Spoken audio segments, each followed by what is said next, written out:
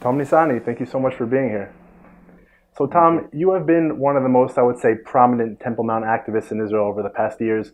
The organization that you founded, Students for the Temple Mount, you have, I would say, almost single-handedly been responsible for bringing tens of thousands of people to the Temple Mount, for introducing the whole talk about the Temple Mount into the public discourse, and actually bringing about concrete change on the Temple Mount.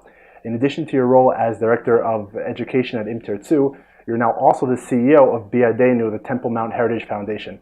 The first and obvious question is, how do you have time for all of this? But before I ask that, and before I get into your personal story, I just want you to explain a little bit about the current realities on the Temple Mount, meaning what could Jews do, when could they go up, what are they allowed to do, and it would be great if you just give us some background information. Yeah, so thank you. At first, I would say that the Temple Mount is the holiest and most important place on earth for Jews, and actually for the whole, almost the entire population of the world. And currently the situation on the Temple Mount is pretty much against the Jews in their own country, because for now Jews cannot pray on the Temple Mount. This is pretty famous, people know it already. But also Jews cannot walk freely inside the Temple Mount. We have to be guarded by policemen and Waqf, Jordanian Waqf, which is a foreign force inside Israel. And basically in our own land, in our own country, Jews cannot go freely inside the Temple Mount and pray, and not even talk about the third temple that we had two temples on the Temple Mount. It's not something that is coming from nothing. So for now, Jews are forbidden to do many things on the Temple Mount. And you asked about how can we get in. We have only 4 or 5 hours a day to get inside the Temple Mount, not included Friday and Saturday, which is, I don't remember exactly the total hours per month, but it's a very small amount of hours that we can go inside the Temple Mount, which is unbelievable, thinking of our Jewish country that not allowing Jews to do their freedom of religion. And the Arabs could go freely, or do they also have certain hours, or they could just go on the Temple Mount whenever they want? No, actually it's Muslim, not only Arabs. Why do I say it? Because even if you are a tourist, which is Muslim from, let's say, Indonesia, you can go inside the Temple Mount. I'm not, in a different hours. And I saw it in person. When I, 2 or 3 years ago, when I came to the Temple Mount, at, let's say, 4 afternoon, Israeli policeman said you cannot get in because you're Jewish, and the Indonesian tourist went inside. Also between the Jews and the Muslim there is the tourist, which can be also Christian, but also Jewish, which are secular, not wearing anything like a kippah or anything else. They can walk in the limited hours, but they can get in freely without a guard and waqf and all of this, because they probably would not make any Jewish pray. So this is okay. And what would happen, let's say, if someone went up to the Temple Mount and they took out a prayer book, or they took out an Israeli flag and they started to pray? Would they get a warning? Would they get arrested? So if you would ask me that before 7 years ago, when we started to make our activity in the media, in the legal division we have, most of the times, and I personally was arrested for singing the Atikva, for going up with the Israeli flag, for praying. I saw many of people that got arrested. Today, they will be kicked out of the Temple Mount without being arrested, probably.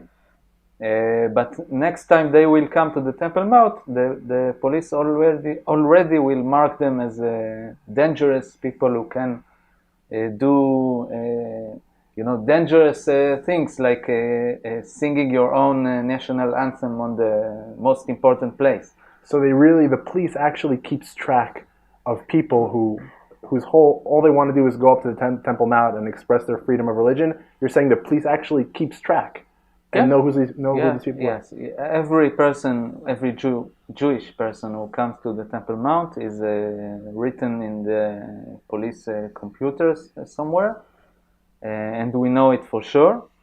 And the police is forced to cooperate with the Jordanian Waqf. Actually, it became so usual for them to cooperate with the Jordanian Waqf that they are doing it on a daily basis. Like they do whatever the Waqf guys say they should do, and they ask the Waqf to, they give him some good things, some good advice, and they get it back. Oh. So can you explain a little bit more about the Waqf? Meaning, who are these people? Where do they come from? Who pays their salary? Yeah. And what do they do exactly? Do they follow around Jews on the Temple Mount and make sure they don't do things like pray? Yeah, so let's get back to the agreement between Israel and Jordan in 94. In the agreement, it was written one sentence only about the holy places in Jerusalem. It says that Jordan will have a special duty on the holy places for Muslim in Jerusalem, which was a mistake. But even this mistake is some, let's say, not very clear sentence. You can say many things about it. But what happened from then until now is that Israel gave Jordan the actual force to do everything inside the Temple Mount. It started, of course, from Moshe Dayan in 67, but the agreement in 94 is the only official paper between us and Jordan. But Israel decided to let Jordan send forces, which are the Jordanian Waqf. Mostly they are Arab who lives in Israel, or in Jerusalem, East Jerusalem, or in Judea and Samaria, but their salary and their mission is from Jordan. When we speak or talk, by the way, about King Abdallah inside the Temple Mount, the Jordanian Waqf cannot hear it, because this is their boss. But Israel is allowing them to send their troops inside the Temple Mount. So basically they have no weapon. They're not allowed to carry a weapon, thanks God. But anything out of weapon they have. They have the authority. They can say to people what to do. Even actually tourists suffer more because the Israeli police don't really care about the tourists to go up to the Temple Mount. So the Waqf doing anything he wants. So we saw tourists that was kicked out by force. We saw tourists who the Waqf took away his personal stuff that he don't like, books or anything else. And we gave them the ability to gain much force. So now everything Israel wants to do on the Temple Mount have to pass through the Waqf and King Abdallah, because he have hundreds of people that living and doing everything inside the Temple Mount. So, and we call it the status quo, right? And every little thing that wants to be done, they say they're upsetting the status quo. The whole Muslim world is going to be rioting, right? Is that why it's so hard for Israel to actually do something, or it's more like that Israel controls it, but they don't really control it? Israel is playing a one-side game. I think Israel thinks that it is playing some game of giving and taking with Jordan. We will do this and you will do that, but actually we're the only one who is giving up. The status quo, for example, is a fake status quo in all manners, because things can get only worse for us. So once in a while, it does. Like in the last Ramadan, one morning the police decided that we should not eat on the Temple Mount because the Muslim are having a fast. We didn't accept it, of course, because it's not a Muslim site. It's the most holiest place for Jews. But it came up apparently one morning. But on the other side, you will not see this happen on the other direction. And moreover, everything you will do as Israel will, in a few minutes, you will hear the King Abdallah calling the Prime Minister and says, hey, you should remember that we are in charge, not you. Mm-hmm. The last thing about it is that the Waqf and the Jordanian and the PLO, which is also inside the whole Temple Mount thing, don't really see nothing from the Israeli authorities as manners for them. They just ignore any court or a prime minister or government. They have only King Abdallah, the Waqf, the PLO. It is their Muslim site, nothing Jew about it. You never had any temples, and you have no connection to the Temple Mount.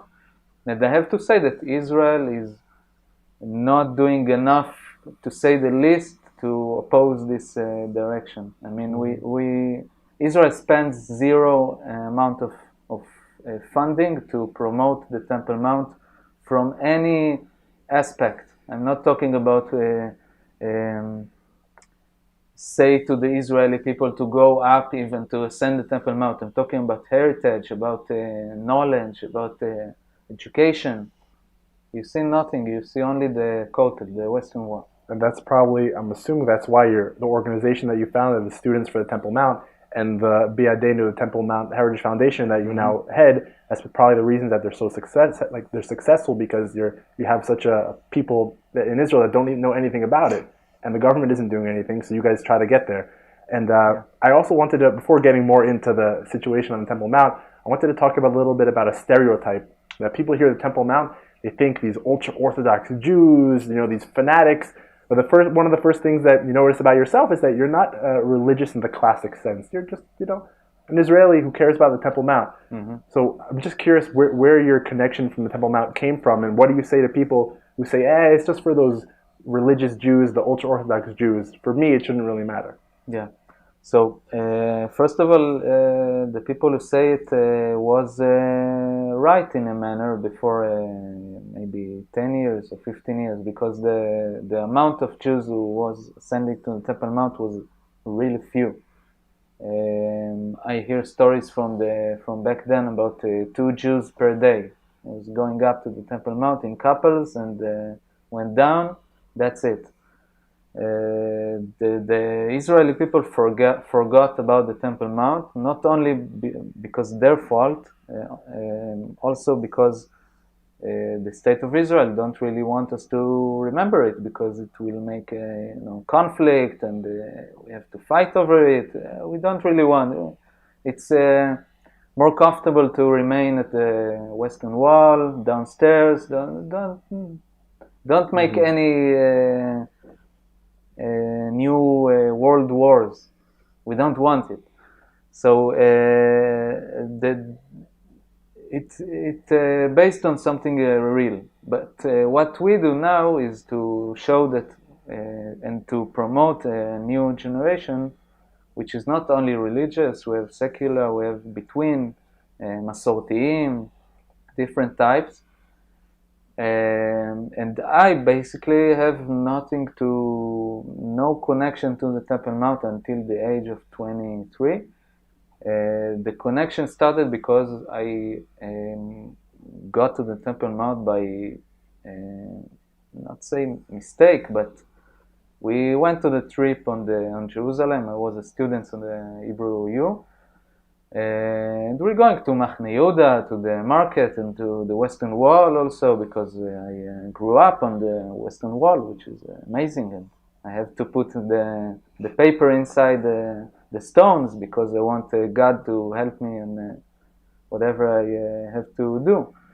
Then we got up to the Temple Mount with one friend. Two friends actually. One of them is wearing kippah in most of the days. On that day, he walked in without a kippah, and when he got on the Temple Mount, he put a kippah to his head because he remembered at the age of 6 or 7 that his parents took him to the Temple Mount, and he lived and born in Jerusalem. So he put a kippah to his head because, like you walking into a synagogue, you have to put a kippah. And he got many shouts and cursing, and even Israeli policemen said, "What's wrong with you? Why are you wearing a kippah?" And I think this is the first impression or thing I remember about the Temple Mount, which was duplicate impression. It was I was really shocked about what is happening because it reminded me when you see on the paper what is going on in France and Paris, and Jews cannot go with a kippah on their head, anti-Semitism, all of this. From the other hand, this place was something real special that I did not feel on the Kotel. I cannot explain it because I'm not a religious guy, but it was something really special. And from back then, I started to make some groups to go to the Temple Mount and learn about it. And from back then, I'm inside it because I'm aware that this is the most important thing to do. We have plenty of things to fix in Israel, but this is the place to start. Like said before, Uri Tzvi Greenberg, whoever controls the mount will control the whole land. So he was right. So it seems now from what you're saying that the group that's really controlling it is the Waqf. You mentioned that they pretty much do whatever they want.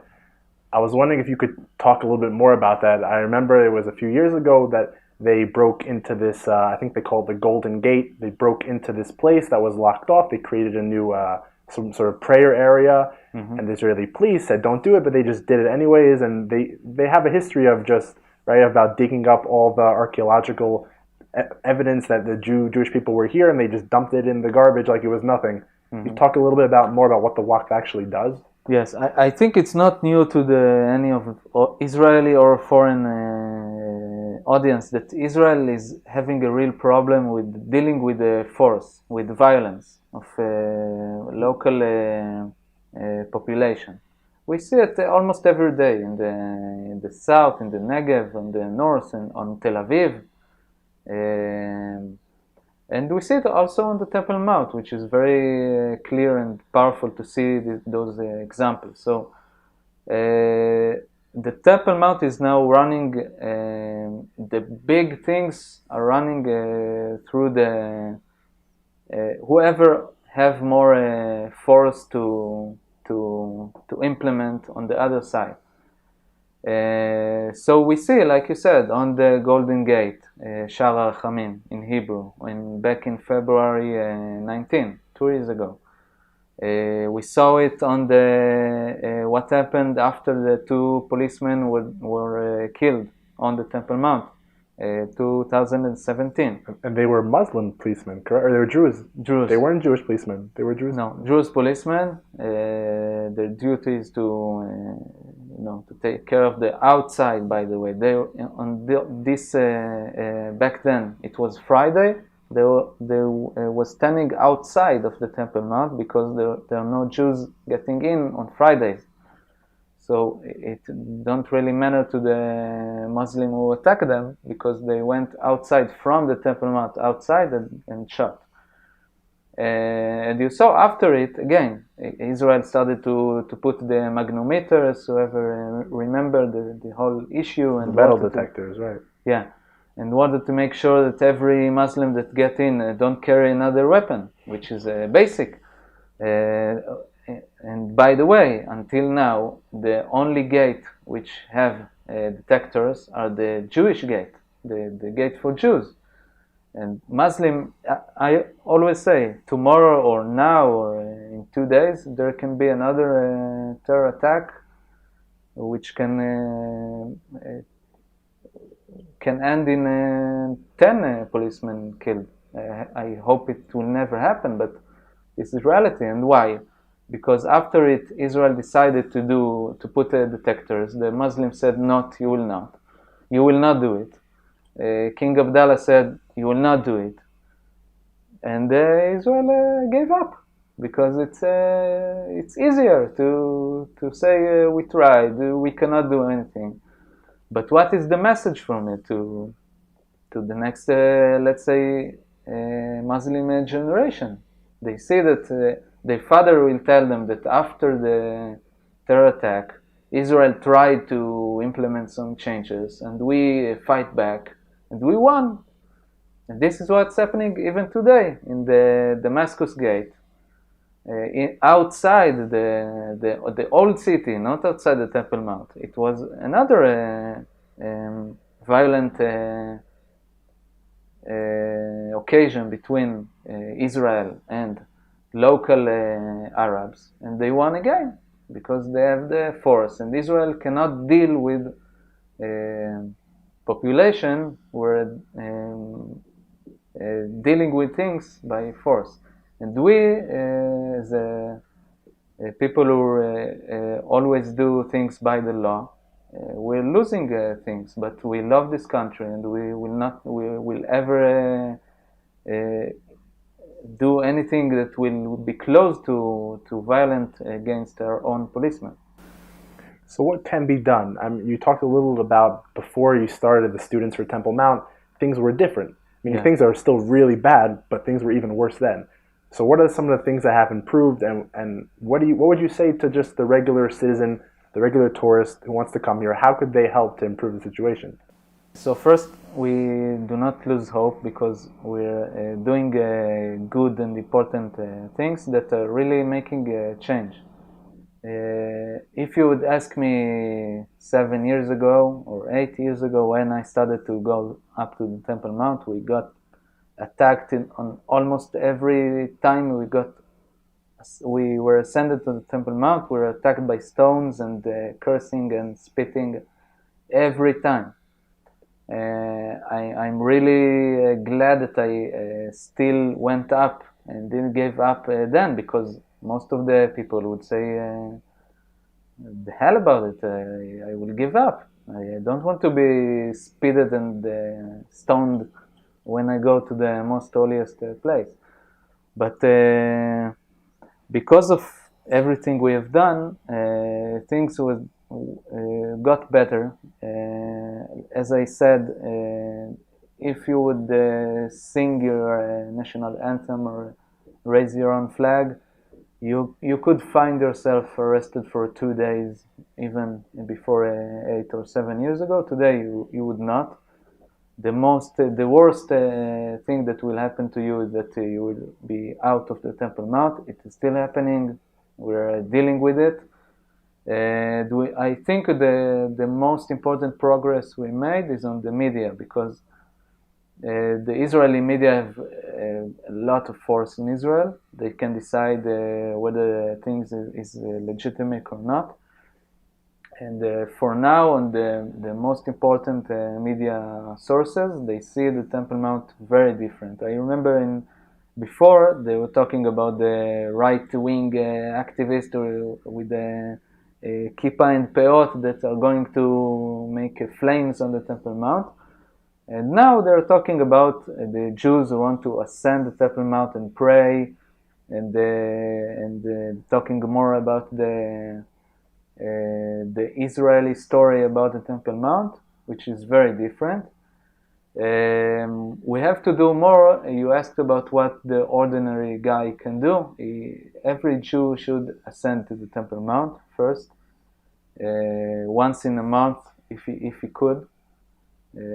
I go up to the Temple Mount at least one time in 2 weeks. Sorry, because we have to be there physically to things to change. If we're not going up, so other guys will be there, and Muslim will be there, and So the only way to actually affect change is by going there.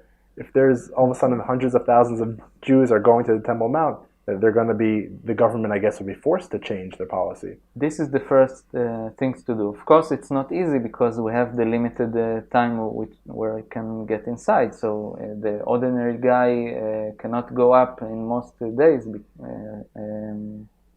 Maybe in holidays, he can go, and many people do. They take their whole family and Passover, Sukkot, and on Jerusalem Day, and go up to the Temple Mount, which is the first important thing. Other things are to promote the talking about the Temple Mount, spreading the message, talking about it, it's legitimate to go, to talk about it. We have a real wall that preventing us from talking and say the truth about the Temple Mount, and we have to remember and not forget that this is the most important place. And so when I'm on the old city, I have only one place in mind. I have the Temple Mount. The Western Wall is also important, like any other place in Jerusalem and in the old city, but the Temple Mount is really the thing to do. We have to change things. Of course, anyone who can help, from whoever is a lawyer or a media guy who knows how to do and what to do, he can always help. We're looking for another things to do, but we just started, so I see that we're really improving things. We have to be a strong organization that people would see as the organization who represent them on the Temple Mount. Then it will be getting better and better, and we have a lot to go because we're starting from a not very good point to start, but we have to do it. I mean, my son will replace me, so even if I won't see the end of the story with Israeli flag and maybe Bet HaMikdash for 2000, which will be according to the current situation in 2021. So my son will proceed until we get to the point. We will not give up about it. So now if someone wants to, let's say someone is coming from abroad to Israel now that COVID is easing up, and someone wants to go toward the Temple Mount, they could Google the organization, the BeYadeinu Temple Mount Heritage Foundation, and you guys will help them out. You'll get them a tour guide.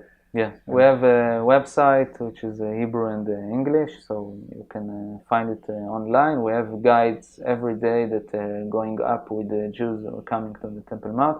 It is very important because the first impression is sometimes bad because you see the policemen and Waqf and everything, but our guides are almost every day over there, and they're taking up Jews who are coming and giving them the halacha instructions for those who it is important for them, where to go, where not to go. We have places that we're not going on the Temple Mount because of the halacha, and any other instructions from how to get to the Temple Mount, how we get inside and outside, everything.